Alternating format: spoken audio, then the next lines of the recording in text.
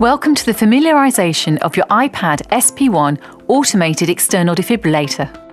This film will go through 3 sections. 1. How to set up your AED. 2. How to use your AED. 3. How to regularly check your AED. This section will show you how to unpack your AED and ensure it is ready for use. After you have removed your iPad SP1 AED out of its box, the first thing to check is that the electrode pad lead is pre-connected to the front of the AED, and the electrode pads are firmly in the pad storage compartment on the back of the AED.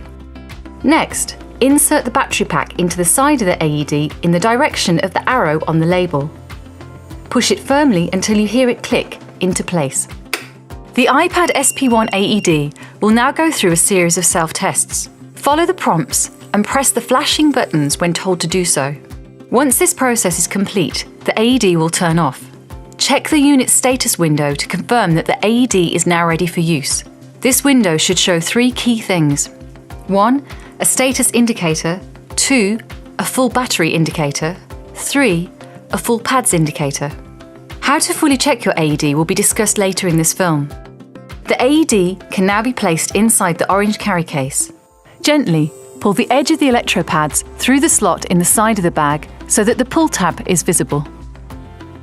This section will familiarise you with how the iPad SP1 works when used.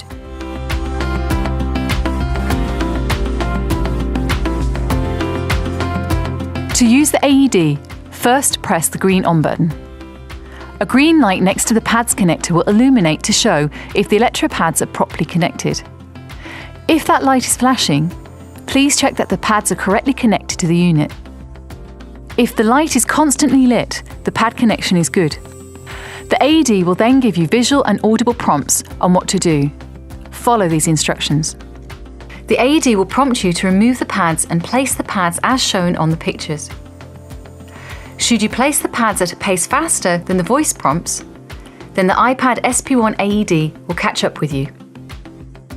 The iPad SP1 AED will then prompt you to ensure that no one is touching the patient. Stand clear. If a shock is advised, the iPad SP1 AED will charge to a predetermined level and advise you to once again check everyone is standing clear, and then to press the flashing orange shock button. Press the flashing orange button now. The iPad SP1 AED will then prompt you to commence CPR. Begin CPR now. If you press the flashing blue I button, the AED will commence with CPR voice prompts. This includes a metronome for compression rate and a verbal command for when to breathe for the patient. Breathe. Breathe. If you choose not to press the flashing blue I button, the iPad SP1 will verbally tell you how long until it reanalyses. This will be repeated at regular intervals. The AED will also detect if CPR is being performed.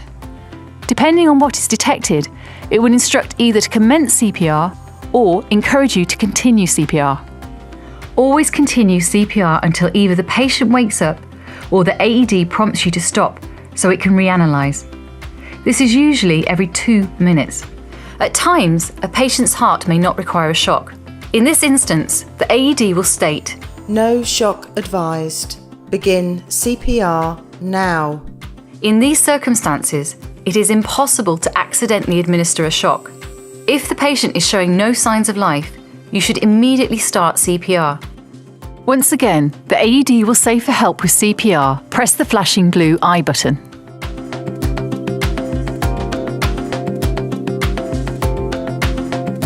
This AED features a unique built-in ambient noise detector. This will automatically adjust the volume of the AED depending on the surrounding noise to a maximum of 90 decibels. This is particularly useful in noisy environments. Whilst the majority of cardiac arrests are on casualties who are of adult age, and the incidence of cardiac arrest in children are rare, they are on the increase. The iPad SP1 AED has a feature that allows it to be used on children should the need arise. There is no need to change the pads. Simply lift the cover and slide the switch on the front of the AED to select child mode. The iPAD SP1 AED is a robust AED that holds a water resistance rating of IP55, and it has passed drop tests to all sides and corners from 1.2 metres. If you have to use your AED, it is always important to inform the attending ambulance staff of how long you have been doing CPR and how many shocks you have given. This is easily done with the iPAD SP1 by turning the AED off and then holding down the blue I button for more than 1 second. The AED will immediately tell you how long it was turned on for and how many shocks it has given. The iPad AED will also collect and store key information during an event. It will record up to 3 hours per event, and it will store the last 5 events. Should it be required, the data can be retrieved using the SD card or infrared connection.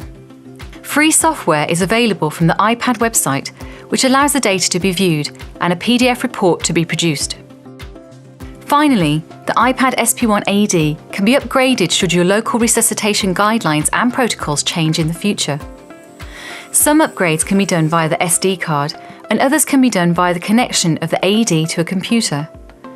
Should this be required, iPad AED technical support will offer you full assistance. The iPad SP1 AED performs a daily, weekly, and monthly self-test. However, it is still important to visually check your AED on a regular basis.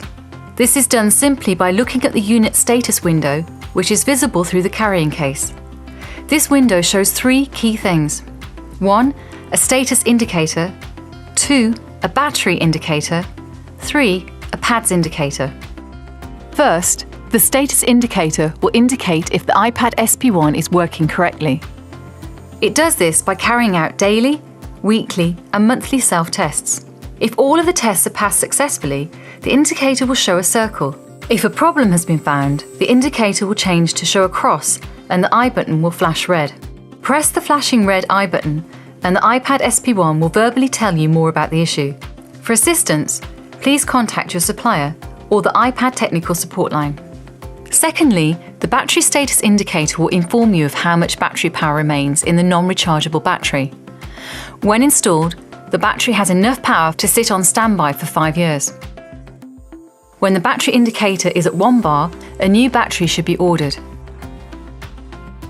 When the battery indicator changes from 1 bar to no bars, the battery should be replaced at the earliest opportunity. Thirdly, the PADS indicator tells you that the pads are connected to the AED and whether they are in date. If the PADS indicator is full, the pads are in date. If the PADS indicator is showing as half full, the pads will expire within 3 months. New pads should be ordered. If the PADS indicator is empty, then the pads are out of date, and they should be replaced at the earliest opportunity.